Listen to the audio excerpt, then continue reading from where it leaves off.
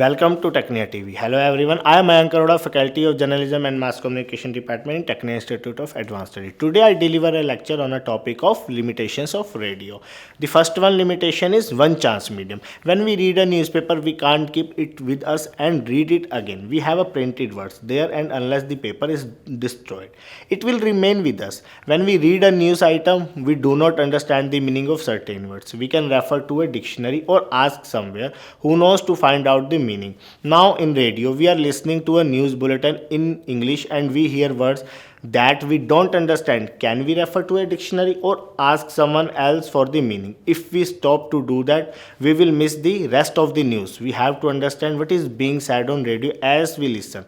We have only one chance to listen. What is said on radio does not exist any longer unless we record it. The word have momentary life after it is spoken. It disappear unlike a newspaper or a printing book. So that is one of the most greatest limitations or weakness of radio, its momentary nature. Or to put it differently, radio is one chance medium. A listener has just one chance to receive the message and understand it. Radio has no visual image. Let us consider a news item on radio and the same item on television. For example, the news about the Devante cyclone Nargis that hit Myanmar in May 2008. Radio news talk about the intensity of the cyclone, the number of deaths, detailed about properties destroyed, etc. However, in the case of television, it showed the actual cyclone hitting the country, visual of properties destroyed, excuses, operation, and many more details which could be seen. Now compare the two. A natural disaster like a cyclone, when seen on television, is more effective than that when you hear on radio.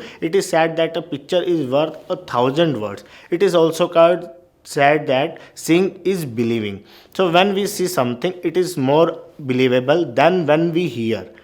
So having no visuals is a major limitations of radio. The another one is messages on radio are easily forgotten. The problem of not having visuals lead to another limitation of radio. What is seen is often remembered and many remain it as. For example, if we have seen the fine visuals of the Taj Mahal in Agra, it will remain in our memory. But we have here is normally forgotten fast. We may remember what we have heard in a classroom if we found it interesting, but we can recall all the heard lines of a news bulletin we heard on radio. Normally, we don't. So, this is another limitation of radio. Messages heard on radio are easily forgotten. The next one is poor performance on the part of announcers. Presenter or participant in a radio program can be boring or uninteresting. That is a result in listeners switching off their radio set. So listeners' interest depend upon how information or messages are presented. The last one is radio broadcast of no use to people have no sense of hearing, especially those with